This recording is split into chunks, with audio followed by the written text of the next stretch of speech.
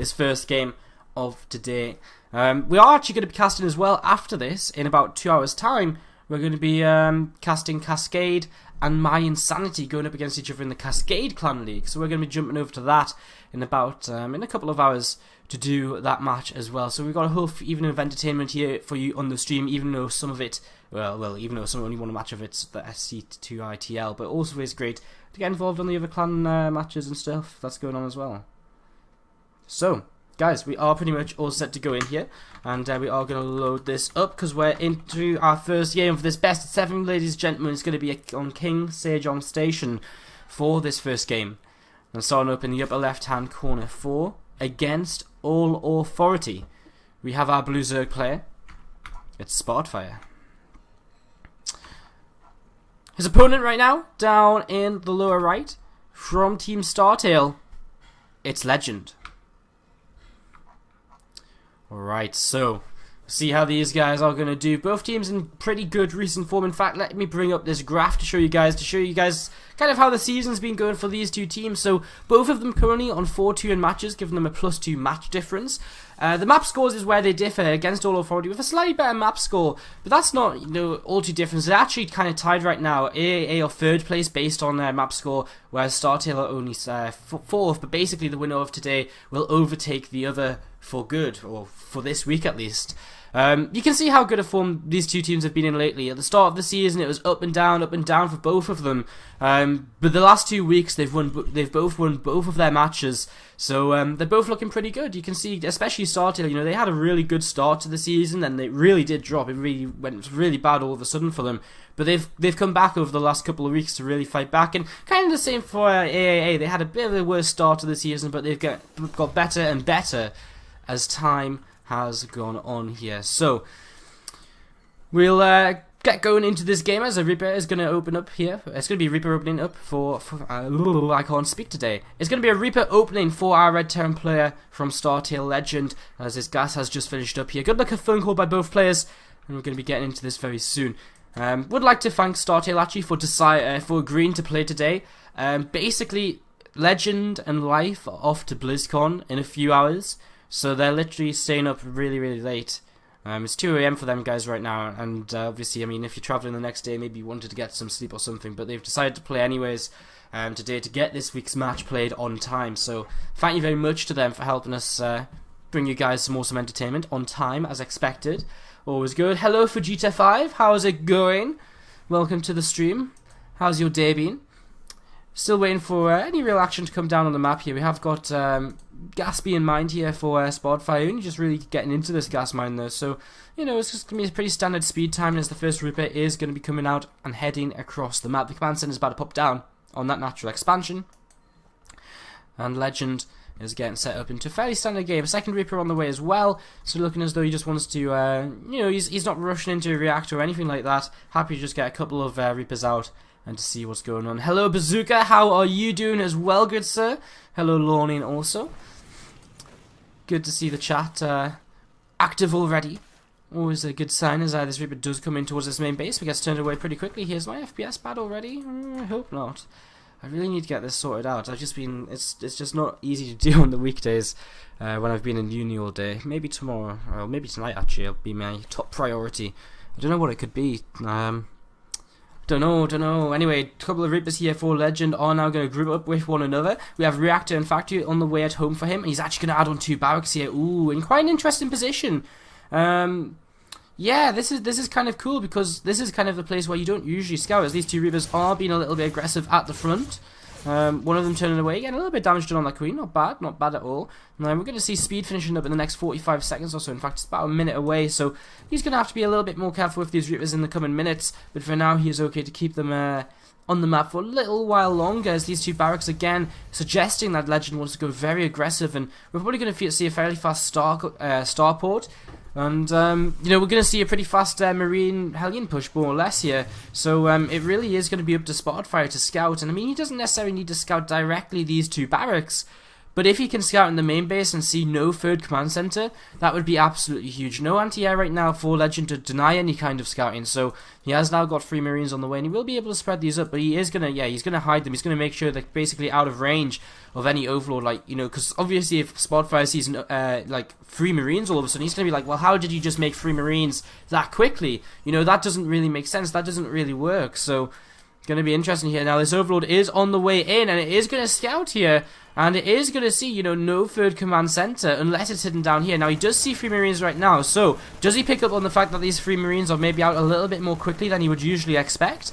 Maybe he does, and maybe that will cause him to be a little bit safer here as that Overlord goes down before he gets a full scout of the base, although I would imagine he would say that there's no third command center here at all. Armory on the way as well for Legend right now, so again, this is just going to be a straight up Marine Hellbat attack. He's actually not going to add medevacs into this at all. He's just investing in combat shields. He's going to go very quickly with this, so a lot faster than I thought he would be going.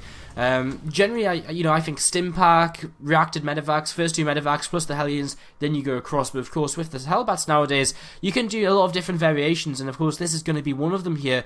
As we see that army about halfway done right now, these Hellions taking a little bit of damage, not too much from these Queens.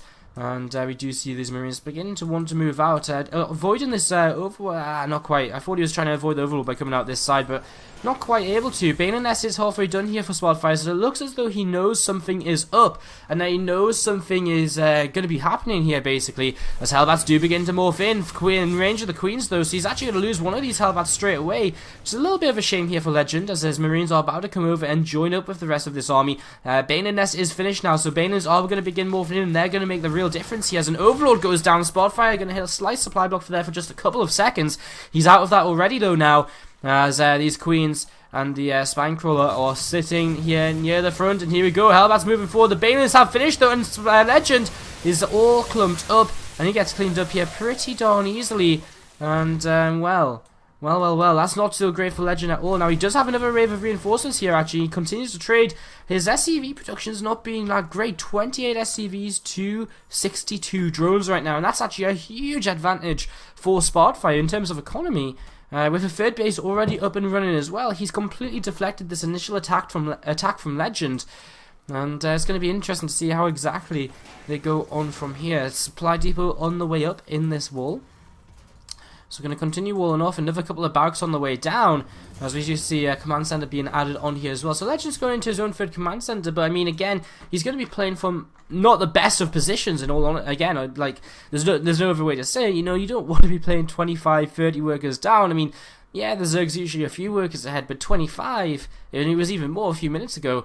You know, that's just getting on the verge of being absolutely ridiculous. So good decisions here by Spotfire. I feel he's been very safe. He's got lings on the map so he can spot anything coming. I mean, his map vision is absolutely impeccable. He sees the front doorstep with this Overlord. He sees third base with this ling. He sees any units moving across the map with this ling. And he's just going to take a fourth base behind this as well. He knows, you know, he's crushed that first attack. It's going to be a while before Legend gets enough stuff going to really make a second attack worthwhile. So Spotfire's just going to abuse that by expanding here as soon as he can. And he's going to have a fourth base up and in position before this third command center is probably able to land, I would imagine, or, you know, just thereabouts. This is going to be a tough game for Legend from this point on. Now, the Spire is fairly late, 11 minutes, and it's only just starting up here, so we're not going to see Mutalisks for quite some time. Upgrades are even for both players as well, so, you know, there are some ways in which Legend is still in this game, but again, 40 SCVs to 74 drones. Spotfire is just going to go absolutely crazy in terms of making units for the next few minutes here, and I mean, you know, what do you do from there as Legend? He's going to have to take some really good fights here if he wants to be able to basically just make things, just keep up. It's going to be interesting to see how exactly this is going to go. We have a depot being raised, or buildings being raised. It's actually the command center lifting off, sorry. So command center is coming over to this third base. A Ling is in position, and Legend, again, he's going to have to move out of his base to deal with that. A gap in his wall. Needs to make sure to fill that up before he tries to use it as a defense from any run-bys or anything. As that Spire is closing in here against all authorities. Spotfire. The Zergling's chased away, and he will survive as well, which is nice. Keep it around, use it for over map control. Better than losing it, of course. Goes without saying. This little Zergling is on a run around, see where he's just off places. Overseer coming along to the bottom right hand side of the map. And there's a group of Marines and a couple of Hellbats are going to join up onto this command center here. So Legend is just starting to hold his third base, but again, he's pretty far behind in supply. 1-1 finish for both players now. He starts out on his second factory. You know, he's going to be able to go into his 2-2 as well, and so is Spotfire. Both of these guys have enough money for it, so, you know, they can both go into that 2-2 upgrades. I just get the feeling as though Spotfire is just going to get to this point where he's just literally going to swarm over Legend, and Legend's just not going to have an opportunity to do much about it. I mean, Legend just now hits that 60 SCV marker. I mean, this is 13.5 minutes in the game. I mean, we were talking about 60 drones for Spotfire when we saw that Hellbat attack. So, I mean, Spotfire in a great position. His creep continuing to push forward as well here. And these Mutalisks looking for their first point of entry into this game. They will find a couple of reactors and protect it, but the Marines are nearby. And they will stem forward and they will protect this here. Just a little bit of damage done. Spotfire doing a good job to keep his Mutalisks alive in this game. As more Mutas are always on the way across the map to join them, always producing these, making sure to get up to a nice big number so that they can be used very effectively and be even more dangerous, running in towards the main base, getting damage done here, there, and everywhere. Legend is there. I mean, his production really starting to kick in now. He's up on what, 7 barracks, 2 factories, starport. You know, it's the production we would expect from a mid-game Terran, as a couple of mines get picked off just before they can do anything here. Reactor is going to go down. Turret's actually going to die here. Legend just a little bit slow on getting his SCVs to repair that.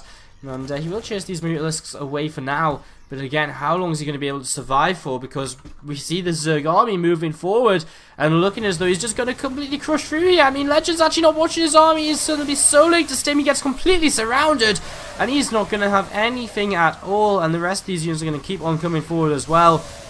And that's just going to be a massive surround. And Legend just didn't do enough damage at the start of the game with his attack. He fell very far behind in terms of economy. And game number 1 today, ladies and gentlemen, will be going in the favour of Against All Authority. Good game is called, and game 1 goes to AAA Gaming as StarTale drop down a single map. Not an unknown position for them this season. They've been in this scenario multiple times before. Guys, we're going to be going into a quick commercial break when we come back now for game number 2 of this best of 7 all-kill series. So, we're straight on into this. Let me just set up the buttons, and we should be all good to go. Of course, leading right now, we do have our red Zerg player in the upper right-hand corner of the map. Here on Catalina, it is Spotfire for Against All Authority. Again, we looked at the graphs a little bit more than these stats here on the screen right now. In that beginning of that last game, TVZ is actually generally a very good good map. They're generally a very good, it's a good matchup to talk a little bit at the start, because generally we do just see Reaper openings, hatcheries first, and, you know, nothing too ridiculous. So let's just talk here for a minute. AAA Gaming, last season they clinched a spot in the playoffs due to map score. Going in a very similar way this season so far. They've got to play against Red Bloods next week. You know, this is the thing, they're doing really well right now. They're currently placed 3rd, but they've got some tough matches ahead. I mean, StarTale, of course, right now. They've got Red Bloods next week, who are currently the leaders of Group B of the tournament. Darkstar in Week 10, who are, you know, probably the easiest team they've got left to play. And then in Week 11, they go up against Season 2 champions AT Gaming. So, I'm here talking about this, but we better introduce our Blue Terran player to the 9 o'clock position. He is StarTale Hack, because he is 11-ing right here in the middle of the map. So as we watch this 11-11 start up, in fact, let's talk about StarTale stats another time. 11-11 down here in the middle of the map. I think the SDV did run under this Overlord, but I don't think Spotfire caught a glimpse of it, because he is just going to be opening up with a hatchery here. As we do see, this Overlord is not going to really be spotting anything either. This Overlord did go in the correct direction though, so very shortly here he'll kind of identify no barracks in the wall off. Good luck, have fun called here for Spotfire. As Hack going to return it, but how much fun are you going to have in this game, buddy? I'm not too sure he's going to get here, and he's going to turn around, he's going to keep it going, and you will see that depot in the wall, but no barracks. His pool has just come down as well, so I mean, he can start mentally preparing for this now, more or less, most likely, as this Overlord is going to see that SCV this time around. What is Spotfire going to do? He starts up an Overlord here, so he's not going to waste any of his lava on extra drones at this point. As the first bunker is not going to come down. He actually moves away with this SCV. Okay, he's going to put on the low ground. I like this. This kind of the slower, you know, the slower push across the map here, basically, or slower push into the Zerg natural. It's kind of cute, and it works quite well, as a lot of drones are being pulled to deal with this at the moment. as the second SCV comes in, the drones all coming in to try and force these units back to buy some time. The SCVs are both left here for Hack. Oh, but Spotfire actually messes up. And with 3 Marines now, it's going to be kind of hard to actually kill this off. Whoa, the SCV doesn't get surrounded again here. Hack still trying to make this work because he starts up this bunker once again. 8lings on the way.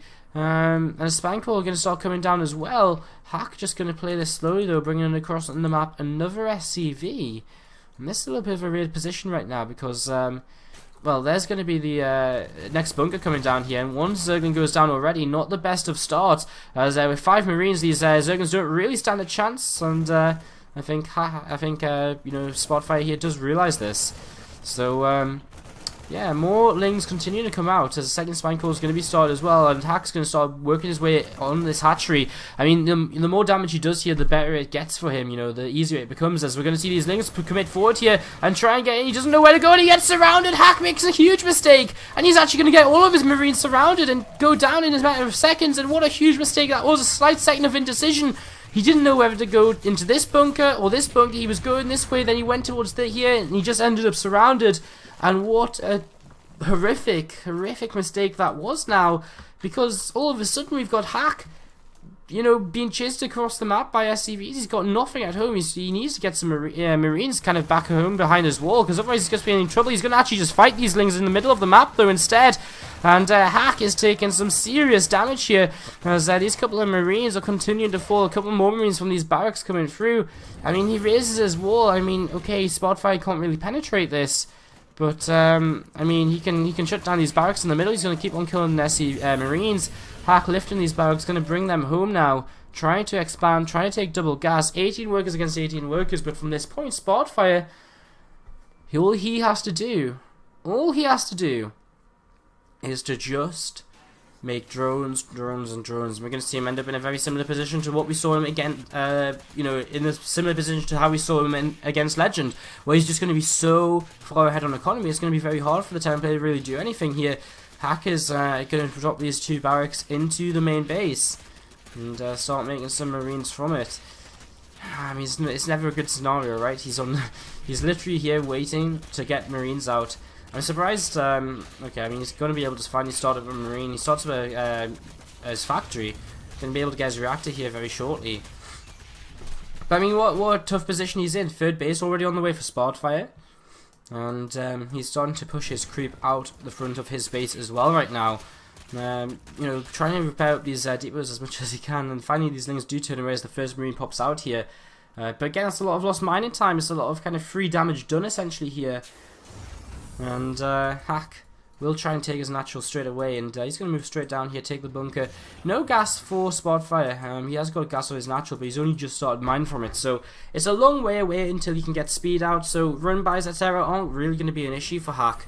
So that's something. I would imagine he's just going to drop a 3rd command center here. I mean, you know, actually, he starts up a starport. I mean, he's on 3 barracks as well. He can get fairly aggressive from this point on. He starts up a tech lab on both the barracks and the factory, so I wonder if he's going to go into a Cloak Banshee build, or just a Banshee build from this point on. As yeah, it's kind of interesting right now. Another Marine coming forward, and we'll jump into this bunker. So, depot is up in the wall, and creep for Spotfire is slowly spreading across the map. His 3rd base is up. He's on 40 drones against 30 SCVs right now. You know, in all honesty, I mean, I think Hack's not in that bad of a position. I mean, it's not ideal, but it could definitely be worse. He's investing in tanks, probably because he's worried in case of, you know, of an incoming all-in to try and just break him while he's weak. I imagine, my question is, when does he start a 3rd base? I wonder if he might just go with just pure Marine, a couple of tanks and medevacs, and just try and win the game with only these units, and just not try and, you know, go onto a 3rd base.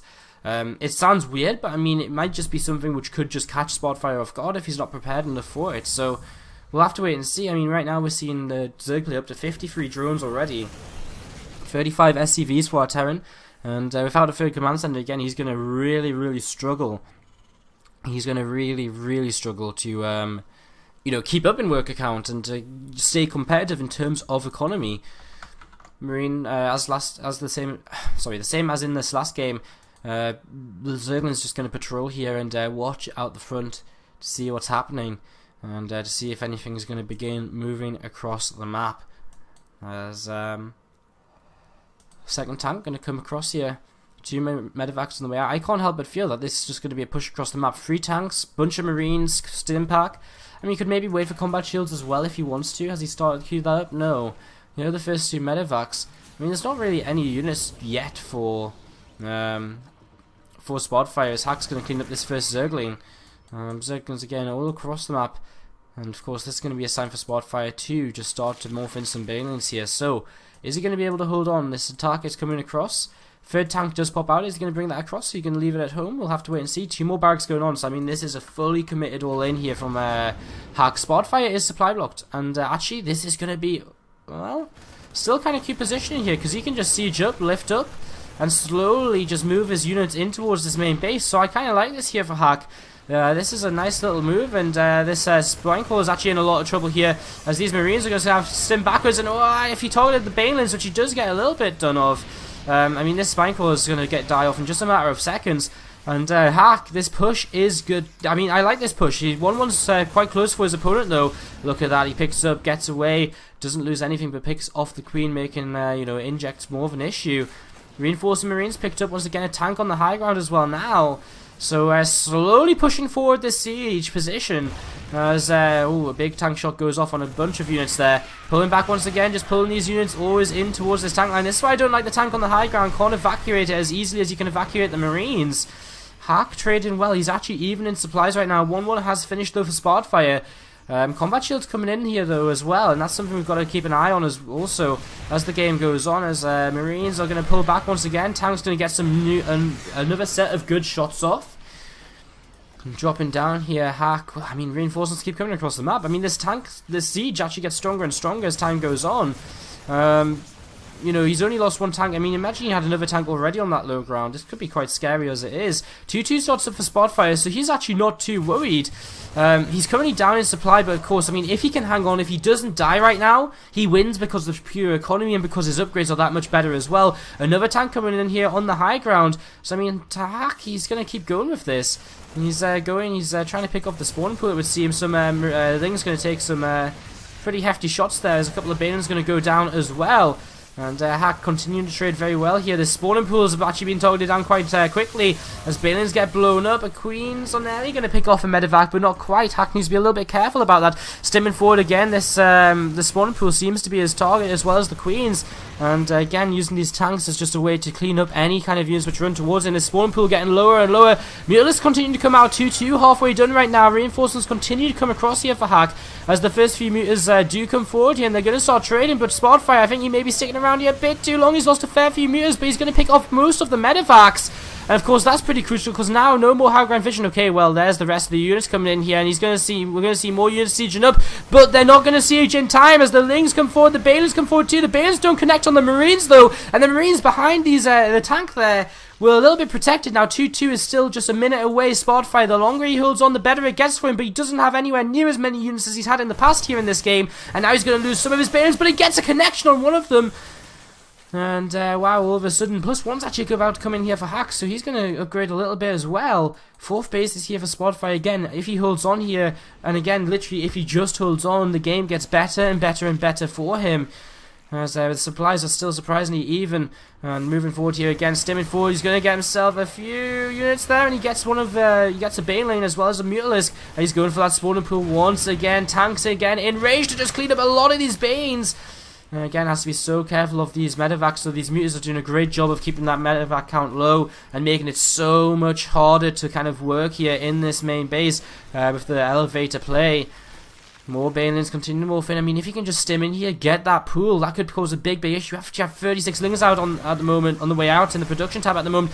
Mutas flying forward here, and this will be the end of the spawning pool. Maybe, no, it's going to stay alive for a couple more seconds. These Marines are going to hide in the corner. The medevacs, one of them goes down. He flies back into the Mutalisks. He loses a whole 8 Marines there. And his next medevac as well. I mean, he's actually still got a couple more down. He's actually going to unsiege, change direction of this attack. Where's he going to go? Because, I mean, there's creep down here, so he's going to have to be very, very careful. He looks as though he already had another pool. Okay, he's actually already... Oh, no, he's actually kept this pool alive from earlier. Sorry, so that pool didn't actually die. A lot of creep being cleaned out here. I mean, we got a question, how useful is that for Hack?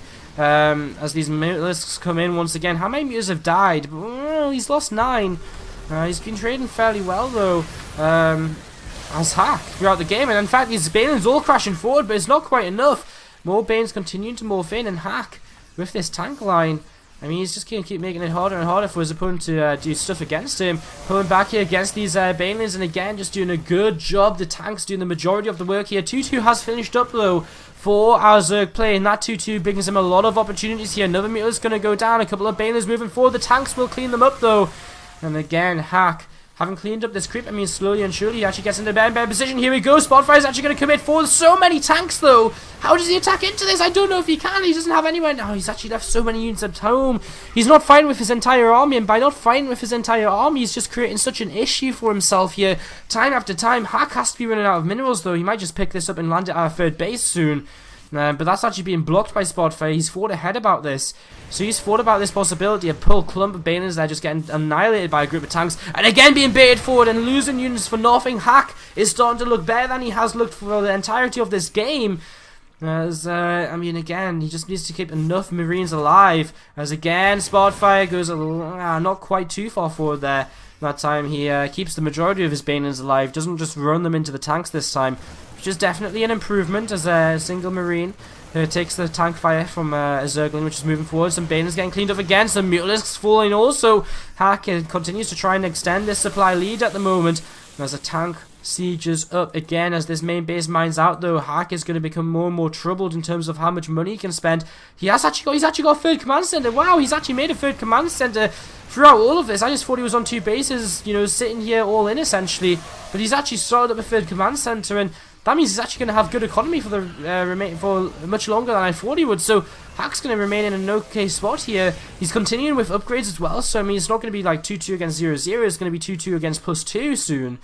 As he's actually going to add in some Marauders, it seems, getting that concussive shell upgrade, slowly moving forward another tank. I'd love to see a couple of mules drop just to heal up, repair up a couple of these tanks. As a lack of Banelings right now, it seems, for Spotfire. He's actually got 20. He's got 21. I don't know where. They're actually over here in the natural. As Hack continues to move forward. He needs to make sure not to get too overzealous, though. Oh, but there's nothing here. There's absolutely nothing here. There's a few Banelings from behind. Hack splits and he deals with them well. Banelings which are just about going to finish morphing in. You know, they do morph in, they do get that, they do get here in time. Muta's trying to come in from behind to pick off the tanks, but Marines, there's enough of them behind there as well. Some Banelings connect on a tank. That's not the ideal way for them to be trading. This tank survives on just a couple of hit points as Overlords are going down here, and this is going to be the move from Spotfire. He's going to try and move out. At the moment, though, Hack's army, I mean, he's actually only got tanks here, and Spotfire's scared to move forward. The rest of his army is actually cleaning up creep in the middle of the map. Bane is coming forward here once again. Spotfire going to try and break this one more time, but Hack's just got so many Marines. What a comeback this has been in this game. What an amazing little play, and I mean aggression from the very word go. As we started with a 2 racks, we went into what was essentially a 2 base all in, but he made it work. He did enough damage. He transitioned out. StarTale Hack takes game number 2 and evens up this best of 7 all kill series, 1 game apiece. Wow, bring you game number 3 of this best of 7. I love it when StarTale play. It's just so exciting. I mean, how can you not be excited when StarTale play? The lineup of players, and especially because Hack is playing, like, woohoo! Awesome. You know, if they play live as well today, we could be in for a right Terran bonanza.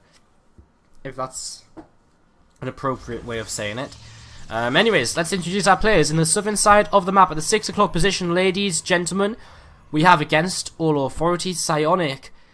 The second player out here from AAA, Spotfire, did take game number 1 off of Legend, but then lost in game number 2, which was a game, it looked as though he had won, but honestly, you know, some games, you know, you're ahead and you lose and you're like, well, I just threw it. But that was a game where I kind of feel as though Hack really just made it work. He played very well, he played very solidly, and with a great set of, great set of decisions, a great set of tactics, he was able to pull the game back to a victory and to a level pegging scoreline in the overall match.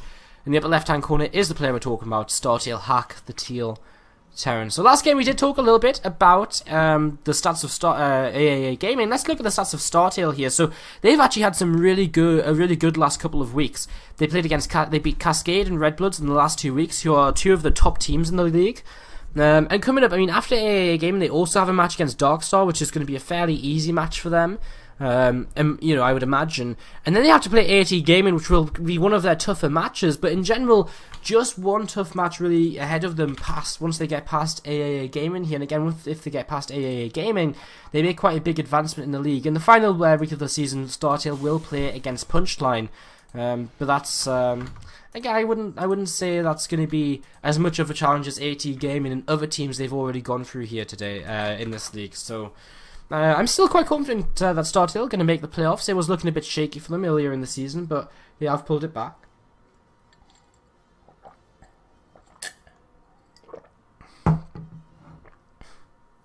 SCV coming across the map here to get a little bit of scouting done against his Protoss opponent. We have just got a standard Reaper opening here for Hack, who has completely pulled out of gas at 50, so he's going to go straight into a oh, well, that sucks. Yeah, he's going to go straight into a reactor following up this Reaper. He gets the probe, reactor now on the way down, and Hack's just going to, with his expansion, go into a couple of extra racks to follow this up as well. Guys, how are you all doing in the chat? Let's hear some cheers as we start up this game. Go AAA from Chadden. Who else is in here, guys? Do let us know. Stalker turns this way. But Reaper gonna find a way back in. We actually have had an engineering bay coming down at the natural, and this is gonna be pretty annoying here for Psionic to deal with. I mean, as you can see, it's gonna delay his Nexus by quite a bit here. Reaper trying to poke back in. We have had 2 gas down here for Psionic for a fair amount of time, which is gonna be why we see the Stargate coming down pretty quickly from him. So a fast Stargate coming in for Psionic. We'll see what this is gonna do. And yeah, so Pack just slowly blocking this command center still as the Reaper actually gets into the main base because the Stalkers are located on the natural. And with this, he will spot the Stargate, get a probe kill as well. So 2 kills now for this Reaper. Once you think about that, he got that probe across the other side of the map as well.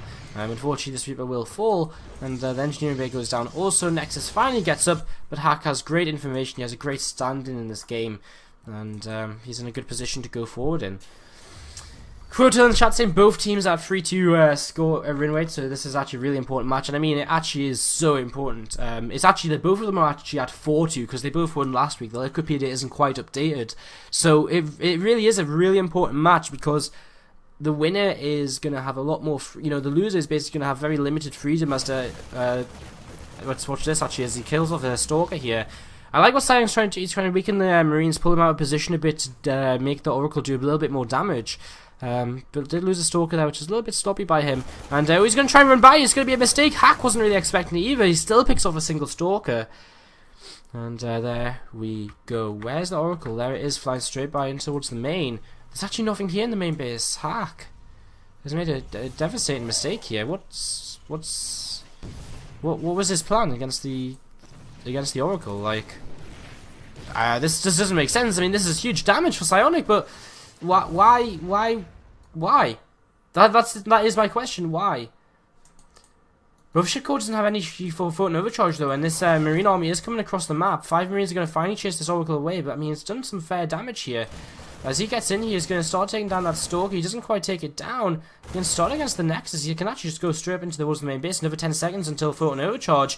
If you can force a photon overcharge in the main, who knows what you could do on the natural, as he's actually going to start coming in here. He's going to start chasing probes. He's got 1 probe. He's going for another. He's going to go for the Mothership Core. The Stalker as well. The Mothership Core might go down. It's going to go down. No photon overcharge. This is huge. He's just going to step away from the probes, but he should get a fair amount of workers. So, I mean, it kind of has paid off for him. He's responded to killing off the early Stalkers by counterattacking. He took a little bit of damage from the Oracles because of it, a little bit more than he should have, maybe.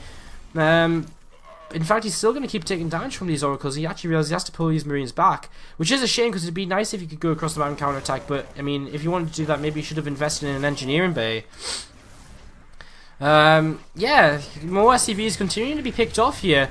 As engineering bay is going to go down as well. Well, not go down, but the SCV building it goes down. Oracle does actually get caught there. The other Oracle just sitting around here, going to come in towards the main base now. As Hack wants to try and move out again.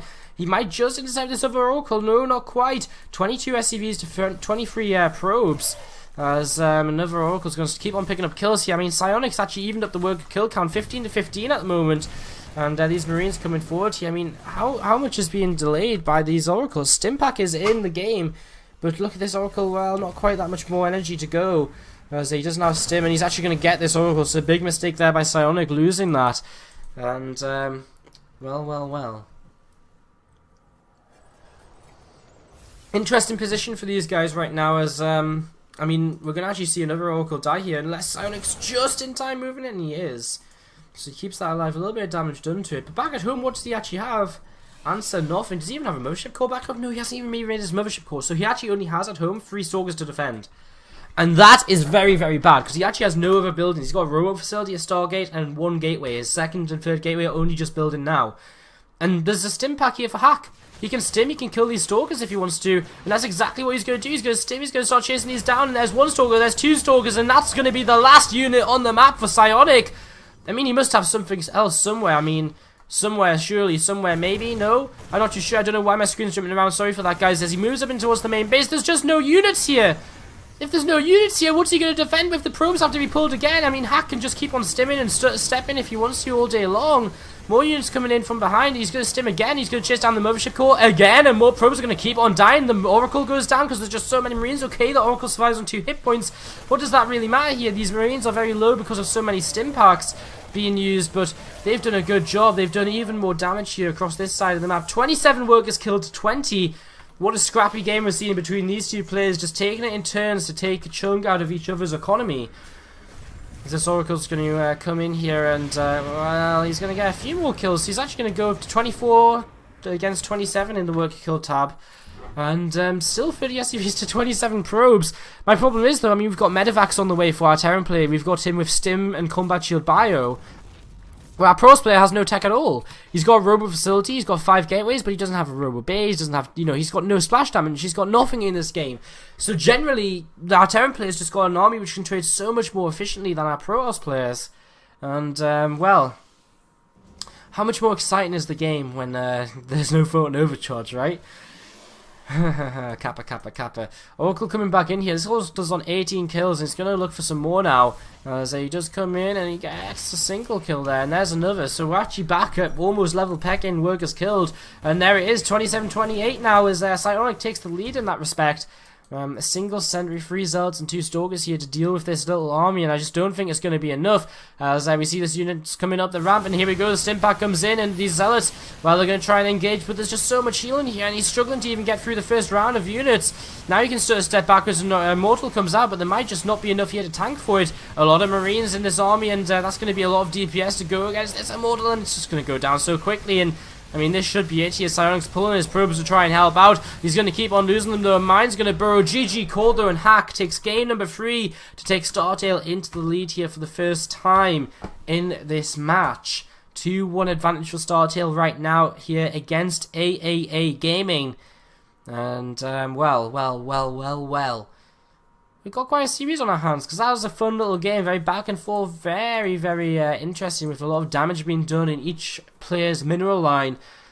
GG. Guys, we're going to go once again into our quick little break. If you're enjoying the show and you want to see more about SC2 Improve, you can check out our website, sc2improve.net. We've just fully updated it, so it's all fresh, ready to go. There's an article on there about our upcoming SC2 Improve Summer League matches, so you can go check that out in the break if you've got a couple of moments and you're thinking of, what can I do? Maybe go do that, guys. We'll be back in a couple moments time, game number 4, and we're going to see who AAA Gaming are going to send out next to try and take down Hack, and to once again bring this series to a level score and to stop StarTale from taking this onto match point. Straight on into the game and introduce these players very quickly. In the lower right hand side of the map, we've got our orange Zerg player from AAA Gaming. It's Minicro. And in the upper left hand corner, the red Terran player from StarTale, it is Hack. And this is very important right at the start here, because Minicro has seen this first SCV coming across, and immediately here Hack just starts up an SCV back at home, and he's going to abandon his plan of being extremely aggressive in this game. So, bit of a rushed introduction there, because I kind of looked over and Hack stops on 8 supply, is going for an 888. Thankfully for Minicro, with his scouting pattern, with that first overlord, he's able to see that Nothing too aggressive really coming now. He does still hack, that is, start up at 10 barracks, but that's probably just because he has the money more than anything, while still keeping up constant SCV production because of the way he cut units.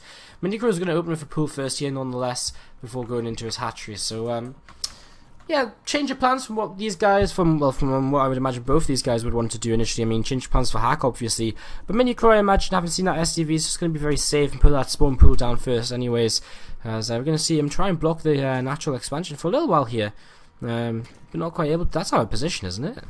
That must be out of position. Yeah, he knows it. So hatchery a little bit out of position there. And that's slightly annoying for Minicro. A little bit of a loss there, 75 minerals for no real reason. So yeah, Hack just going to go back home with his SCV, get back to mine. He's got gas up, and he is just waiting to start up his first Reaper here in this game. So just going to fall back on a more standard opening now with a Reaper to open up with. And intrigued to see how he will go on from this point. I mean, the last TVZ we saw on Hack on Catalina was pretty cute. Opened up into 11-11, looked pretty bad for him, but went into kind of a 2-base kind of medevac marine tank play, and just played it out from there absolutely beautifully, just in case he did miss game number 2 of this series. It was a beautiful little play by Hack. It was really, really fun to watch. So yeah, that was good, as we do see this Reaper about to pop out. There we go, so Reaper pops out, second Reaper already queued up and on the way. So, Minicro is sending a couple of lings across the map, and this is kind of cool because I guess they're going to arrive here. Well, this Reaper's 20 seconds away. I guess he's going to be okay then, because these lings are going to come in just about as this Reaper pops out if he goes straight in towards the base. So that's exactly what he's doing. So he did avoid this first Reaper quite nicely, but with the second Reaper so close to being out, it's actually going to be almost perfect for Hack, actually, because he's going to just come straight out here. See the Zerglings? And react. There we go. So he gets delayed by building this command center by a couple of seconds, but nothing too major. Goes through the main base as well with his SCV, with his Reaper, sorry, and checks out the gases, and sees no gas being taken just yet. And this Reaper's picked up 2 kills on the natural expansion. So Hack with an okay opening here in the end, despite not being the plan he wanted to go for. Sorry, my throat is still just acting up a little bit. Every day I get better, but every day I feel a little bit better, but at the end of every day, at the end of it all, I'm still a little bit ill, and you can definitely hear it, so I apologise, guys. Reaper comes back home. Hack just going to go into 3 command centres here. Barracks and factory lift, swap around, and his factory's going to land here onto this reactor, so we're going to see some Hellions start up in the production here, and we're going to see probably just Tech Lab, Stimpack start up for Hack as well. No real surprises about any of this, as the Reaper's actually coming across the map here. He identified early on there was no early gas from Minicro, and by doing that he actually knows he's very safe to be out on the map with these Reapers for a little while longer than usual. I mean, usually at this point, if it was a gas opening, Zergling speed is finished, and you can't be out here with the Reapers. You just get them picked off like that, boom, gone. They get caught up, the Lings catch them up, they surround them, and all of a sudden you don't have any Reapers anymore. So Hack, with his early information, is able to keep these Reapers on the map for a little while longer. This drone does want to come and make a third base, and the Queens will protect it while it gets into position to do that. But Hack, he's seen that drone, he's actually going to find a way past these Queens to pick off a creep tumor, and is now joined by his first couple of Hellions as well in this game. Roach 1 halfway done here for Minicro, and with speed on the way as well. Possibility maybe to just go for a Roach Ling timing, and just use this third base as a form of macro hatchery. He's on 44 workers, he's still droning up though. There's the double evolution chamber, so it will just be a macro play from him. I always gotta be careful. I mean, especially when when it's just kind of a best of one situation like this. A lot of players won't be scared to just throw out something a little bit crazy to try and snag that win nice and quickly, and to just get into that next game, take a point for the team, and move on. The third hatchery is taking a little bit of damage here. A couple of Hellions coming in from behind. We'll see this creep continuing to spread. But more interested in the third hatchery right now. He's taking off at least a quarter of the hit points from this. Queens come over here. I mean, these units could probably go and take them on if they wanted to. Roaches on the way, though, will be able to help clean this up. And for now, Hack will just have to turn around and be content with what he's done so far. 1-1 does start up for our Zerg play. We've got Banshees on the way, so Hack going into a very delayed Banshee play. Armory as well. No Stimpack on attack on a barracks. So I wonder if he's, in fact, if third and fourth gases come down, he is confirmed, basically. You're just going to be playing mech in this game, so very exciting. Well, he is starting up tech lab on his barracks, but I would imagine he's just going to add a factory on top of that. I don't see him going bio, and there is extra factories on the way down. So mech from Hack, interesting stuff here. So going for a completely different composition to what we saw him play against his previous opponent, his previous Zerg opponent. As a couple of Reapers lead the way and get turned away by these few roaches and a couple of queens. These few drones come onto this mineral line and start getting some mining done. This group of units sitting on the edge of the creep right now and continue to move forward. They're going to find a huge line of drones, but the units are there to help protect them. And, well, again, Hack's just doing a good job of just basically controlling the area right now. You know, not too interested in really committing forward to do damage, but just controlling it, delaying the creep spread across the map, keeping his opponent as far back as he can for now. And Overlord here being targeted by the Marine. He's seen more Hellions, he's seen another Banshee, so I mean, he's seen a pretty good, he's got a pretty good idea of what's going on here in this game. He doesn't know about the extra factories yet, and that's going to be one of the more important things to note as the game goes on, that lack of information. As right now we have melee upgrades still going on here for Minicrow. He's going into Aspire, he's going into Bayness, he's going into this game as though he's still playing against just a kind of a bio army. So of course he has to really identify this mech play before he can really commit any further, into missile upgrades, into Hydralisk, into an infestation pit to start getting some swarm hosts out.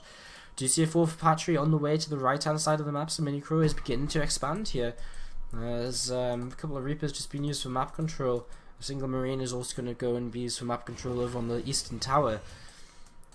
Group of units just sitting around, just waiting to see what they can get up to in this game. Nearly put a turret down there. Nearly went to put that turret down, but didn't quite decide to in the end. As this Spire is about to finish up here. So Minicrow, he's about to get his Spire up, and he's going to be able to go into his Mutalisk production. He doesn't have that much gas saved up, so it's not like he's going to be a huge commitment to their Mutalisks initially. And I mean, again, he still has no idea he's playing against mech. He has no idea at all. 2 4s on the way, and that's going to be a great really useful against the Mutalisks. And of course, there's 4 Hellions come over here to deal with these Zerglings, and they get a pretty good first shot off. And well, couple of Hellions go down, a few Lings as well. Creep spread over this side was pretty much means that this space has been taken as the 4th. So Hack getting some good information again with these Hellions by just continuously moving around the map and seeing what's up. Hack is thinking of moving back now, but doesn't quite decide to do so. So he's just going to come down this left hand side. He's going to start picking off this creep spread. And yeah, moving forward once again, and he's going to get a couple of shots off. He's actually going to get these Hellions surrounded. So Hellions are going to get caught here, but I mean, it's not the biggest of issues because of course he's playing mech. He's going to keep on producing Hellions. Adding to his Viking count right now as well, getting some 4s out also. As I mean, very shortly here, Minicrow is going to realise that this is mech play. He still doesn't know. He hasn't scouted here at all. He's not checked the main base at all. He has absolutely no idea. He's still getting Zergling upgrades. Minicrow has no idea that this is mech play right now, and when he sees it, he's going to have to make some decisions quite quickly as to how he's going to react to this. As the Overlord is being chased down by 2 Vikings, and it will go down there. So Overlord chased down. Tanks continuing to join up with the rest of this army here. As Mutas, one of them is going to go down here. These Vikings are going to outrange them, of course. 4th base on the way here for Hack. Again, no real intentions of getting too aggressive just yet. There you have a Rotron and an infestation pit on the way down. Rotron probably because he's just kind of forgotten that you actually opened with Roaches here in this game. So immediately here we can see pretty much Minicrow just going straight into kind of an act of defense against mech, a reaction to the mech play of his opponent. So Spotfire is very late to really kind of set up against this though. Again, as I said before, I mean, I keep saying Spotfire. Minicrow is really late to set up his defense to this. I mean, again, he just doesn't know about it until just now, and that's absolutely pretty huge. He's going to pick off this gas here, which is again nice. But Vikings are going to chase down the Mutalisks, and I mean, Vikings chasing down Mutalisks, not that every day you see that. As an Overlord's going to fly into his death as well. So yeah, Minicrow, what's he going to do here? He's slowing the 4th base of his opponent. Hack moving forward here, looking interested in actually taking the space. Army supplies are fairly even, +2 about to finish for our Terran player. As these this big group of Lings are going to look for a counterattack right now. while his opponent moves out towards his own 4th base. Minicro losing some mutalisks here to the turret in the natural expansion. And at the same time, he does begin to move forward. So, this is the big move, the big run by. How much damage can he get done? As he's going into Swarm Host behind us. He's going out the majority of this natural expansion of his opponent. The Vikings there to help out against the Mutalisks, though. The entire mineral lines just got blown up. Oh my god! 38 workers killed. I mean, you mean that of course adds in the natural expansion, which is also being cleaned out here. But 38 workers killed. Hack! He drops down to only 38 workers right now. And that is absolutely huge here as Hellbat's coming forward to continue to clean up this army. A couple more tanks siege up. So first few Locusts are actually already out on the map and doing a good little job here. Might need to use a PDD to go up against these. And Hack, he took so much economic damage there. That might be a kind of big faction who is going to be the winner of this game, because I mean, this is going to put Hack on very little production for a long time until he really works that worker count back up. And he's actually already struggling to deal with the Locusts, as his opponent, he's just running wild with the game. I mean, he's adding on more Swarm Hosts, he's getting an Ultra Cavern, he's continuing with his upgrades. He's just getting himself into a better and better position. Rock's going to be killed off here, so that Hack has a little bit of extra defense on this 4 bases. But I mean, he needs to use a PDD, I think. Actually, he needs the Pro Defense Drone to help out against these this wave of Locusts, which we keep seeing coming forward. Another couple of tanks do join up, and every tank that joins in, it's going to make it easier and easier to clean up the waves of Locusts which come towards him. For here example, I mean, this wave of Locusts just gets decimated much faster than the previous wave. So it's kind of hard right now. Raven is trying to help out cleaning up some of this creep. The Viking count is really useful because it means that these Banshees are pretty much unanswered for, so you can clean up a lot of the creep here. Spore Crawler's on the way to protect the Swarm Host, however. And I'm intrigued as to how Hack takes this on in the long run here. He is actually going to end up being maxed out here. He's rebuilt his SCVs. Minicro has a big bank though, 3.5k, 1k, and of course he's not maxed out. He's just waiting to see what exactly he wants to spend it on. A few Zerglings to the left hand side, trying to break through these rocks. A couple of tanks in position though. And this base is going to be spotted here in just a second, and that's going to die off to these 2 Banshees as overlords are found. Creep still cleaned up on the right hand side of the map, but still going strong on the left through the middle. This Banshee's still working away here as another wave of Locusts comes up the round. They do pick off a couple of Hellbats. More turrets on the way as 9 Ultralisks are actually going to come out for our Zerg players. Trying to make something happen with these Ultralisks here. As Hellions are going to react very quickly to this Zerg and run by. Infernal Pre-Igniter on the way now. Bit of a late Infernal Pre-Igniter, but hasn't really been that useful throughout the game so far. A few SCVs die, which are actually making these turrets. As Creeper's actually still coming up this very far right hand side of the map. Hellions are looking for a way through to maybe try and get some damage done. They're going to try run by here maybe. Where's he going to go? I mean, he sees the Swarm Host spawn. He's actually just going to go straight for the mineral line. So he's just going to dive in here. He's just going to go for drones and try and do some economic damage. Now he does spot Ultralisks, so he gets a bit of an idea about what exactly his opponent's composition is going to begin looking like in the coming moments. But Minicro is just in general like happy with his position, I would imagine. He's got such a big bank. Hack's going to start building up his own bank now. He's finally stabilized on this mech composition. Oh, this is a really cool move. He's going to take down these rocks. He's going to go straight through into the natural and main base of his opponent. There's a single tank here. Another tank sieges up. The army's already pulling backwards. Only some of it. He's left a good amount of tanks behind. Planting fortress on this high ground here is not quite going to be enough. These ultras run into a choke point. I don't think they can run any much further forward here because this army is here to respond from Hack. And in fact, Minicro is losing a lot of units now. Again, he has a bank to remax, but you know, you don't want to just be throwing Ultralisks away like this. You know, it's a big deal when Ultralisks go down.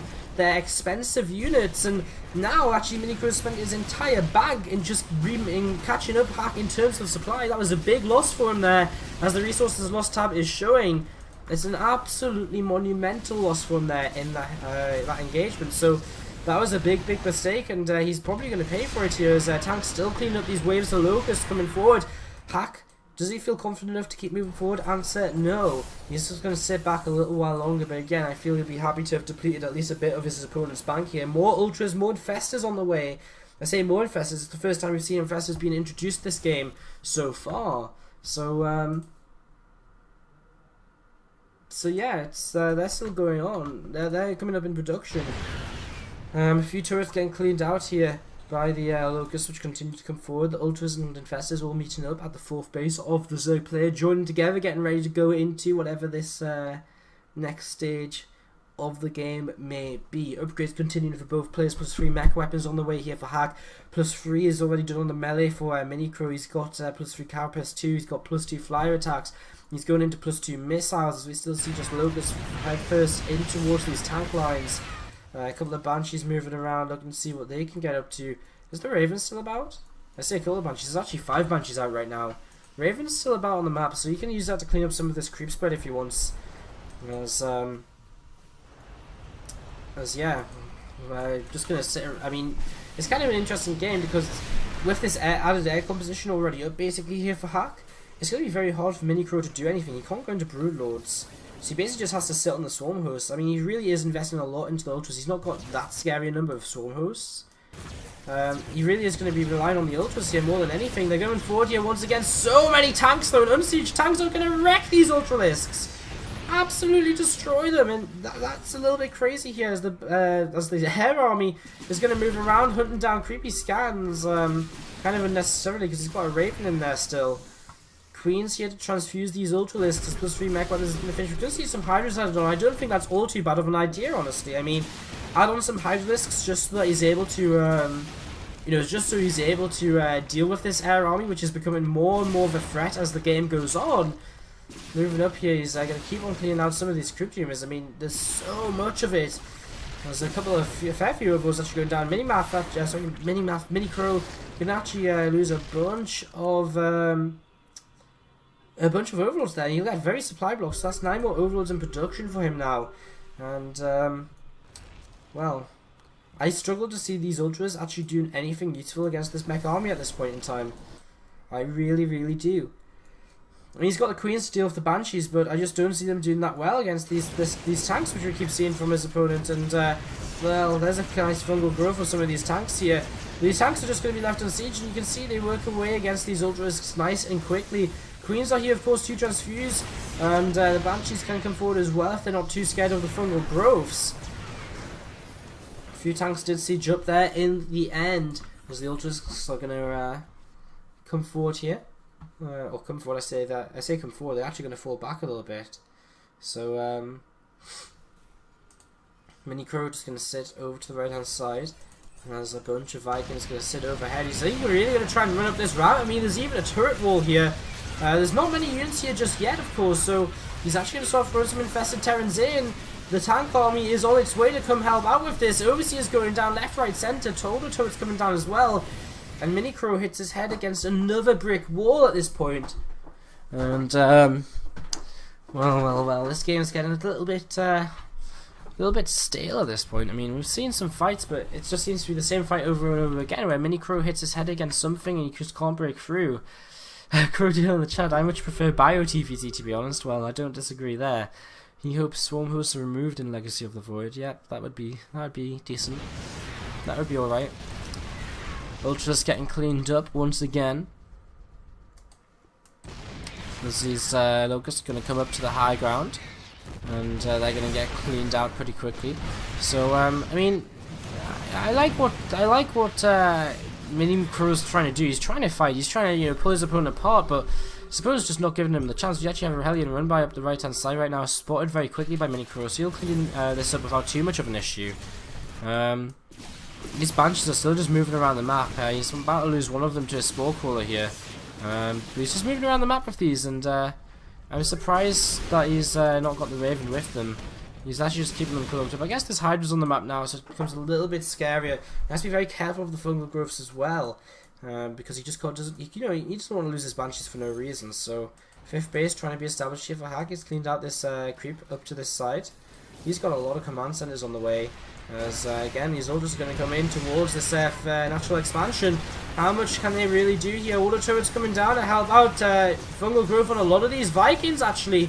But the Ultras in the front are already going down. He lifts his orbital command to keep it alive just in time though.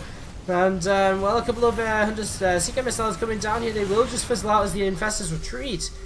But not bad so far. Scans continue to come down here. Oh my god, the Swarm Hosts! The Swarm Hosts are completely left alone, and this is a really big find for these Banshees. They're going to pick off every single one of these Swarm Hosts. Surely they're going to start chasing. Hack realizes this is a big opportunity for him here. He's kind of messing up his stir step with these a little bit. Where are they going to retreat to? Where can they retreat to? I thought they might be looking for some Spore Cores, but it doesn't look as though there is any. And oh dear. Hack is actually down a little bit on supply right now. But most of that doesn't work because he's still pretty even in terms of army. And these mules are just mining away now on a new 5th base. So Pack gonna keep his money coming in here. Taking out that Swarm Host is nice. It means he doesn't have to spread his army as thinly to deal with 3 repeatable units from the Zerg player. I'm just yeah. I keep saying a lot of... I keep misspeaking a lot today for some reason. A couple of creatures cleaned off as they try and move forward here. Banshees just killed somewhere. I'm not sure where exactly they are. Ultras are going to try and come forward here onto this base. Fungal Groves are pretty huge, and some infested terrans are going to try and come down as well to help out. And it looks as though Mini Crow might actually be kind of breaking through this. Some Banshees in the back going to try and help out best they can. The tank count is withering pretty quickly though. And well, as Hack just been spread a little bit too thin. I say that he loses his base, but I mean he's got plenty more command centers where that one came from. He's going to keep chasing here. Now the big bit difference is Mini Crow has a big bank. Hack actually down to 28 SCVs at the moment, and with only 28 SCVs, I'm not too sure where this is going to go. Yeah, I'm not too sure where this is going to go at all actually. Hack just moving around with these Banshees still. I mean, I don't think he can build enough. I don't think he can build enough to hold on another wave of units from Mini Crow at this point. And I mean, I don't know where it went wrong for Hack. I mean, he's just been not on being on as many SCVs as his opponent for the entire game. And he's had a ton of orbitals though. I just think he's just not really been. I think this 5th base just a little bit sooner may have just been what he was missing. Maybe I'm not completely sure really. Because Mini Crow just has so many units. You know, he just keeps making them because he's got such a big bank. One of these, two of these Banshees getting caught in a fungal growth right now. As this 5th base is going to be protected by a tank against that solo Ling. I mean, where did it go wrong for Hack? I just think the economy is where it did go wrong. I mean, the lack of a bank is why you can't remax. And the fact he can't remax is why you can't really... probably hold on attack number 2 in this game. I mean, I feel as though he's trading very well throughout here. He has actually been trading a lot better than Mini Crow, so again, it's just a matter of economy, where it comes down to the fact that Hack just hasn't been able to mine enough in the game. Coming forward here, and well, I mean, again, the wave of infested Terrans is going to help break this. I mean, the Ravens have used all of the energy they can. The Banshee's coming forward, trying to help out, trying to get a few extra shots off one of these Ultralisks. The Hydralisks are going to just clean them up though in a couple of seconds time. Another couple of tanks come forward, another base has fallen. Okay, it's been lifted up. So another base evacuated for now for Hack. Mini Crow continues to just lose units, and I mean, it's going to be a slow victory, but he is continuing to just edge forward with this. And slowly and surely he will be able to just truly take down Hack. A shot going off on an Ultralisk there. And Hack, well, what does he do now? I'm not too sure. The tank siege is up. These Ultras continue moving forward here. And it looks as though Mini Crow is going to be able to break through. And this might very well just be the end of this game, because there's not much left for Hack at all. There's only a few Ultras left, but the Hydras from behind are adding a lot of DPS as well. A Fungal Grove to lock these Vikings in place. That's the last couple of Ultras, you know, just cleave away at them. And, oh my god, Mini Crow, he looks as though he will have done it here very shortly. 12 more Ultras, 9 more Hydras to remax one more time. And that's all it's going to take, surely, to break through his opponent this time. Surely there's no way Hack can hold on any longer. I mean, the situation just gets worse and worse for him. And as Mini Crow's going to set up finally establish this base, which he's been trying to get all game long. He finally does actually get this in position now. Mulehammer going to land onto this mineral line to the upper right hand side. A lot of mules coming down to this upper right hand side. Some Hydras, some Ultras, all coming forward here, some Queens as well. Everything just looking to come forward, and a couple of Fungal Growths is going to shut down all of this mining. He doesn't even need the Fungal Growths. A single Ultra is just going to clean up, and Well, not the best engagement so far from Minicrow. He's thrown away a lot of units, so just a couple at a time. Huge fungal growth though on the Ravens. And that might very well make a bit of a difference here. Some tanks from the high ground still going to shell away. A Seeker missile comes down on a single Ultras. Minicrow pulls it away though. It's not soon enough though, and it does explode. But too little too late it feels right now. Although Minicrow's army is withering quite rapidly. And there's a lot of Banshees in the sky to actually turn these Ultras around. Is he actually going to turn this around? He's going to chase these units away again. I mean, Hack is effective. I mean, he is equal on army supply, I guess. These Banshees, I mean, he just needs a few more Infestors and a few more Hydras. Minicrow just needs to keep on attacking here. If he keeps on attacking, he doesn't give the Ravens long enough to get enough energy back to really be useful. Tanks are going to relocate from this base up here, and that's probably a smart move. Hack has no real reason to keep, you know, to hang on to this base any longer. So many Ultralisks, though. These Ultras are kind of the big issue. Time after time, a couple of Ultras already coming down to Sim City this off a little bit. Hack is standing strong, still in this, I say standing strong, clinging onto a ledge right now. Mulehammer comes down, let's watch that income tab rocket. So he's going to get a bunch of money right now, which he can spend. He's struggling for gas. He's really struggling for gas as we do see Ultras actually moving up. He will take down this planetary fortress. So, you know, Hack did opt to, you know, to give up this base. And, yeah, I mean, Hack gives up that base in favour of protecting this one over to the right, but how easy does it become for him now to protect, you know, from these units just coming up into his natural? Something happened over here. I actually have no idea what happened over here, but this this hatchery did die for whatever reason. And, well, I mean, this game is a little bit, I say a little bit, it's absolutely ridiculous right now. These Ultras, these Hydras, they don't even know where they want to go though. Where do they want to go? Minicrow is not sure. He's moving backwards, he's moving forwards. He really is a little bit lost at the moment, in this moment in time, as this orbital command center is going to be picked off here pretty quickly. I mean, Hack only trying to use it to get a little bit of extra gas going. He will lose this now though, and I mean, he's actually starting to run out of orbital commands. Believe it or not, he had so many at the start of this game. A bunch of drones going to go down now. I kind of feel this might just be doing. Oh, I guess Minicrow's not got that much of a bank. I was going to say it might be doing him more of a favour by opening up supply for army, but I suppose not. These Hellions are actually going to get over to this base as well. That Ultra pops out at a perfect time, but a big shot off on these drones. And a few more drones will go down here, dropping the worker count to fairly even again. You know what? Hack's on 180 supply. The difference of having this base for a couple of minutes is so huge. And because Minicrow has actually just kept throwing himself at his opponent again and again, and not traded the best he can, once Hack's got this base up, it's become a very different scenario here. Ultras are going to move through this turret line quite quickly. Hellbat's coming forward to tank a little bit for these tanks. Ravens get fungal growth. They need to drop. They've dropped a bunch of PDGs to help against the Hydras. Maybe some Hunter Seeker missiles. More fungals coming down. The Ravens. A lot of them will start to die if another fungal lands on top of them. A fairly even trade, and with 34 against 49 workers, you know, it's actually fairly even. You know, once you take into account the number of, you know, how many mules there'll be for Hack. This is still absolutely crazy right now, as Hydras are going to work their way against this refinery. SC, oh my god, this is huge. Hellions are going to fight all of these workers completely unprotected, and Ultras on the way to help them out. But if all these workers go down, oh my god, Minicrow drops down to 30 worker supply. Minicrow drops to 30 workers. Oh dear, oh dear. Now Hack actually has an economic advantage, would you believe? Although he's mining this base out very quickly. And where does he go next? Because, I mean, this base has been occupied by Minicrow. He actually needs to move over here. He's basically going to sit on this base until he has the opportunity to move across and kill off this base. We're almost looking at a mined out map. We've got a few minerals over here. I mean, every single mineral is going to count, so he's got to make sure to not just leave any of them just lying around for free pickings.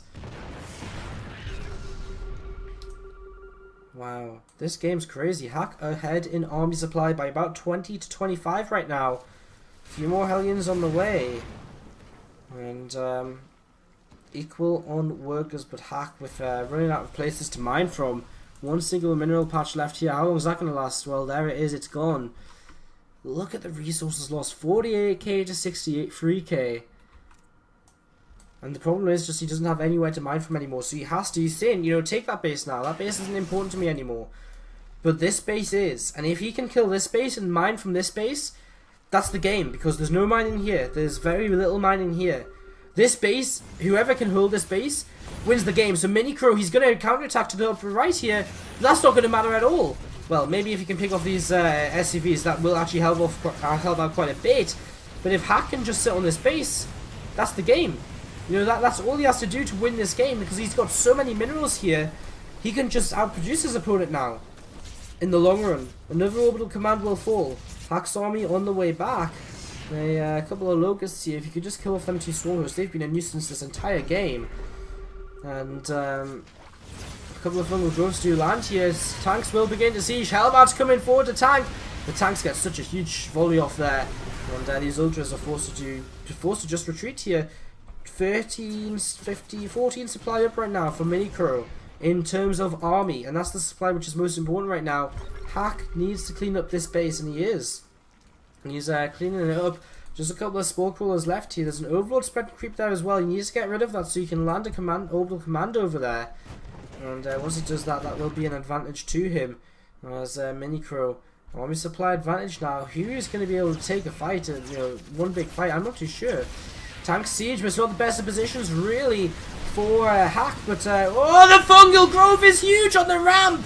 Absolutely incredible fungal growth. Infested struggling to get any further forward though, however.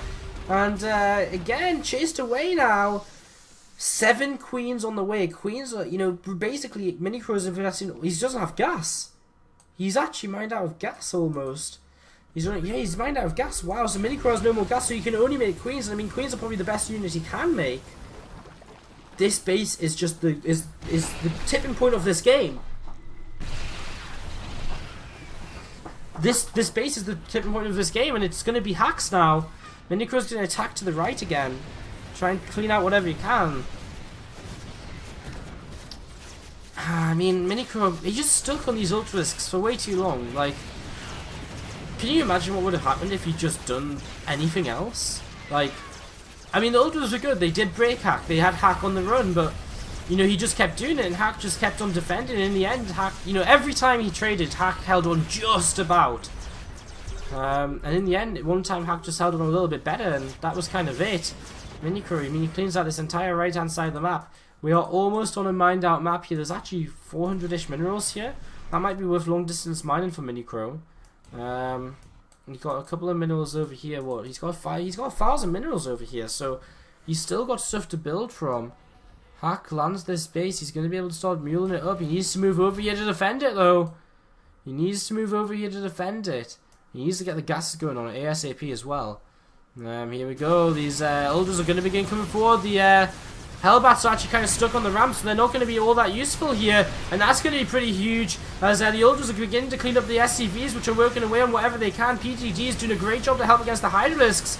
And, well, this is kind of like one last fight right now. Banshee's still in the sky. So many queens behind this as well, though. Raven's still around also. It looks as though the ground army may just about go down. Banshees are going to chase away a couple last Ultras. All of the Ultralisks are dead.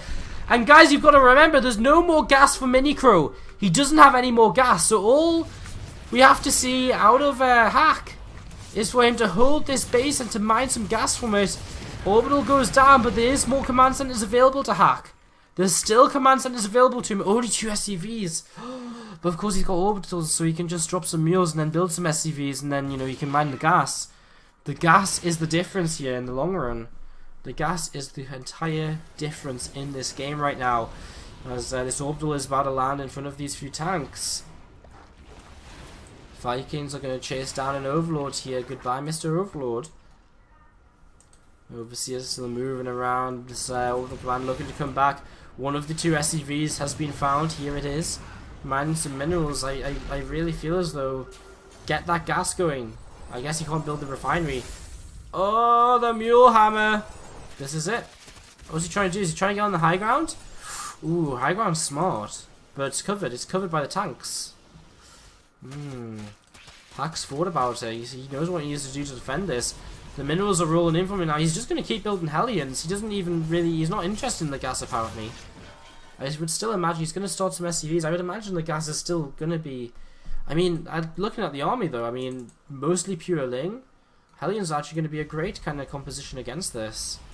There's not really... What are the units like? 5 Hydras, 3 Infestors, 14 Queens. I think Hellions would probably just be enough. This is crazy. Resources lost 60k to 78k, so Minicro has been trading a lot better since we last looked at this resources lost tab. But it's still not quite enough. He's still been trading just about, you know, worse. He's still been trading worse, and he's going to try and, I assume, come in from 2 different angles here. These tanks are going to decimate these Zerglings. Look how fast the Zerglings go down, coming in from the other side too. As PDDs are going to come down to help against the Queen's auto turrets as well to help with DPS. Minicro GG well plays out of there. And Hack takes it to match point for StarTale after a 50-minute game. What was that? An amazing comeback. Do you guys want to see the graph of that game? There you go. There's the graph. Army value is, you know, still about there all the time for Hack. Workers active doesn't really represent too much. Resource collection rate. I mean, yeah, Hack had this troubling period where he was struggling to mine, and I think this was where it really looked as though Minicro was going to win the game. But once it got past this point, Hack found the 5th base, and that's where he started to come back into it again. And you can see that's where his army supply started to rise up again. So, really, really crazy game out of these 2 players. And guys, we're going to go into a quick commercial break. Thank you for joining us here for the SC2 Improved Team League Season 3.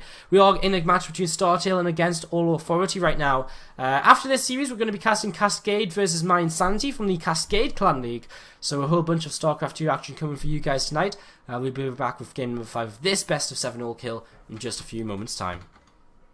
And if you're enjoying the show, make sure to hit that follow button, because that was a crazy game. And you know what? We have crazy games like that all the time here on the stream. A shout out to a couple of guys who have hit that follow button. Optimus SC2 and Grimid. Optimus, you didn't follow me before? What's wrong with you, bro? What is wrong with you? Okay, I'm kidding. Right, guys, we'll be right back. Quick commercial break. And lower left-hand side of the map for AAA Gaming. Ladies and gentlemen, give it up for Chubbs. How is everyone doing in the chat? We had a bunch of discussions about that last game, but let us know once again, guys, who you are supporting here today. Shout out to Lanchan2003, also hitting that follow button in the last few minutes. Come on, guys, let's hear some support for these guys. Let's see who you're cheering for as well. Let's see who you want to see win here today. Let us know, let us know. In the upper left-hand corner, it's the Teal Terran player from StarTale, ladies and gentlemen. It is Hack, his debut here in the SC2 Improved Team League. And what a debut it could be. 1 map away from an all-kill. That would be a fantastic performance for him here. Deadwing, a large map. Looks as though we're not going to have too much going on here at the start of this game, which is kind of nice. Let's take another quick look, I suppose, at this graph, which kind of details how these teams have done so far. So the lighter colours, the red is StarTale, the blue is AAA Against All Authority. The lighter colour being map score throughout the season, and the darker colour being match difference. So basically both these teams currently in match score are 4-2. So because they're both 4-2, they're both at a +2 match difference score. So as you can see, I mean, it was kind of both of them won in the first week, they lost in the second week. Then AAA Gaming actually have a match outstanding. Then they both had a win and a loss, and then both on a 2-win streak right now. And you can see in general on the map score as well, it was very good at the start of the season for StarTale. Then things dropped off a bit, but they've fought back hard, so they're definitely on the up. But the same for AAA, they've been on the up and up since week 3. So it's going to be very important here. I mean, this could really be a break in their momentum. Of course, for StarTale, it's going to be very important for them to take this victory here today as well, just to keep their own momentum up. So a huge match. A huge match. Yes, Pro being chased away here by an SCV. Optimus, you should donate that €1. Imagine the difference it would make in the lives of all SC2 Improved players. Alright, so we've got this command center first coming down here for Hack if we want to talk a little bit more about this game. Down here for Chubbs, just a single gas expand it would seem to be for him for now. Chubbs has been a very important player for AAA so far in the SC2ITL as well. Since joining from Alien Invasion, he's always been a very strong player for them, and he's always performed well in this team league. Back in Season 2, I was saying this the other day, I was casting AAA against Cascade, and I was saying the other day, against Cascade, in Season 2, when he was playing for Alien Invasion, he was actually getting a bunch of all kills against very good teams. So, you know, if you ever do look back to the Season 2 stats, you'll actually see Chubbs' name there a lot for AI. And you'll see he actually has been a very strong player. He's one of the, you know, if I was to make a list of players in the team leagues, you know, out of everyone who's played in the team league, and I had to, like, rate them, Chubbs would be one of the better players who isn't, like, one of the pros who plays, basically. So, so yeah, it's kind of cool. Kind of meaningless, but kind of cool. Both players with their expansions up or on the way up. As Probe is going to come in here, SCV, sorry, is going to come in here and try and get a little bit of a scout off. Last week, Chubbs did take down Cass, by the way, against All the Authority played against Cascade. He took down Cass, and it was that match which then he went on to one more game to win the series for his team. So it was a very important victory, and I mean, again, if you can take down Cass, what's to say he can't take down Hack? Well, I'm pretty sure not very much would say that he can't take, not many people would bet that he can't take down Hack, because again, Chubbs, he is pretty strong here, so we'll see what happens. As Mothership Cornstalker just going to kind of sit at the front of this natural expansion. Bunker is up, and a few Marines already in there. Twilight Council actually being chosen here for Chubbs. So interesting, we don't very often see these Twilight Council builds anymore, just straight into Twilight Council. So we're going to see Blink out of him. You know, it's an okay map to go for Blink on, because you can Blink into the main base here from this low ground. But other than that, I'm not too sure about it. I guess you can kind of Blink up here as well. It's one of them weirder maps. The thing is, you can't attack the front from this direction and then just straight up Blink into the main. So it takes a little while to kind of traverse around here. So, so yeah, a couple of gateways being added on here for Chubbs.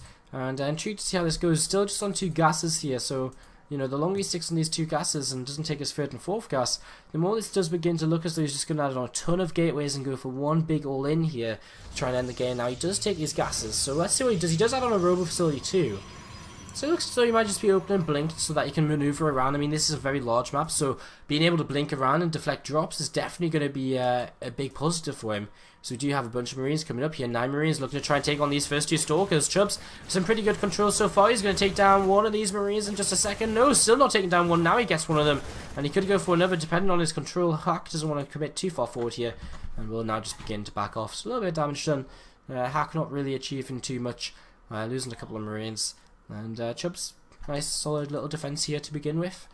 There's Factory now on the way for Hack. So, Hack continues to tech up. He's going to be able to go into the starport very shortly, add on a reactor, get some reactive medevacs on the way, and really begin utilizing kind of the size of this map to his advantage, trying to, you know, drop off into the main base, you know, drop into the back of the natural, use this dead air essentially to his advantage. Of course, will it get to that point? These Marines actually found in the middle of the map. Hack making a bit of a mistake here by still being out here with these Marines. Blink is revealed though, so he finds out that this is Blink play from his opponent. But Robobay on the way down, so it's not an overcommitment to Blink at all. He is going to add on a bunker just in case at the front and in his main, so he's just going to be safe here. I don't think Chubbs is really going to get too much damage done. He doesn't really need to. Again, he's got his Robobay on the way, so it's more this is right now for Chubbs more a matter of just keeping his opponent back, keeping his opponent feeling a little bit scared while he gets into a 3rd base and while he gets into Robobay tech. You know, he has started that 3rd Nexus, and that's something which isn't around yet for Hack. The reason Chubbs can do all of this, of course, before the 10-minute mark, you know, Colossi and Blink and 3rd base, he hasn't got any forges, so he's completely neglecting upgrades right now. So that's actually going to be something where, some way in which Hack will be taking a lead here. Nice map to be able to just pull SCVs very quickly forward. And Stalker goes down for a couple of SCVs, not too big of a deal. Still no 3rd base though from Hack, and we're still yet to see extra barracks from him as well. So no real decision as to how he's going to play forward, go forward in this game. Plus one's about to finish for him now. He just load up a single dropship. He's going to send that over here. Nothing to really spot this for Chubbs. His observer's not really in the best of positions. First Colossus is coming out for him. He's got some sentries and a mothership core at home, so he can use a Photon Overcharge to defend. But for now, that will be just about it. As Chubbs moves forward again, blinks away, picks off a Marine, just trading as best he can with these Stalkers. As you can see, he can trade very efficiently. He's only lost a couple of Stalkers so far throughout the entire game. So, gonna try and blink up to the high ground, but there's a bunker there. It'll be hard to really do anything as we do have this drop coming in. Oh, 2 mines, and if Chubbs isn't paying attention... Oh my god, it's gonna be huge! Oh no! How did that happen? Oh no, all of these workers clumped up, but it didn't matter. Actually, these Marines are still doing the job anyway. A lot of damage being done by this single job. Stalker's actually coming back home now. As this medevac is going to chase down as best he can. Now, there should be an observer nearby. No? Does Chubbs not know? Okay, he is bringing one observer back in towards his main base. It's going to be very close. It's going to be... You know what? The mines are going to go off again. Ah! Boom, boom. Oh, and Chubbs loses a bunch more workers here. 20 workers killed by Hack. Great little drop play there, and that actually puts him into a fantastic position. You know, Chubbs has 3 bases, but Hack doesn't mind. He's just done a bunch of damage. He's actually adding on a second star point, up on 5 barracks. It looks as though in the long run, he just wants to go for an SCV pull. And doing that kind of worker damage to his opponent this early on is definitely one way, a good way to go about this. Now, he is going to drop in towards his main base once again with 2 medevacs worth of units this time. A bunch of units going to have to stim backwards here as Chubbs is beginning to move across the map. Hack might have to add on a couple of depots, although yes, she is going to take down the mothership core before he can get full overcharge, so this is huge here. Pylon going to go down, empowering these gateways. In fact, most of the gateways going to get empowered. There's 1 more pylon is all it's going to take to empower 5 gateways in total, and well, we're going to see a Colossus killed off here as well now, though. However, at the same time, Chubbs continues to move forward. Hack just has to pull some SCVs, though, I think. Pull some SCVs, go forward, and just fight this. There's not much to really tank here for these Colossi, and that's what we're going to see happening as these Stalkers, they're going to try to take down the Vikings as fast as they can, but then, again, there's just nothing to tank. Nice force fields, but these Marauders are going to keep moving forward here. There's 1 Colossus dead, and again, there's just not too much left, and Chubbs is going to lose absolutely everything. He's still taking damage in the main base from this dropship as well. More and more probes going down, and it looks as though Chubbs is going to fall. Hack is 122 supply to 58 of his opponent. Oh my god. Hack looks as though he is going to secure his all kill here today. What a fantastic PvP this has been from him. GG from Chubbs. He knows he cannot hold on. And StarTale take another series here. 4 games to 1 in the SC2ITL. That's 2 series.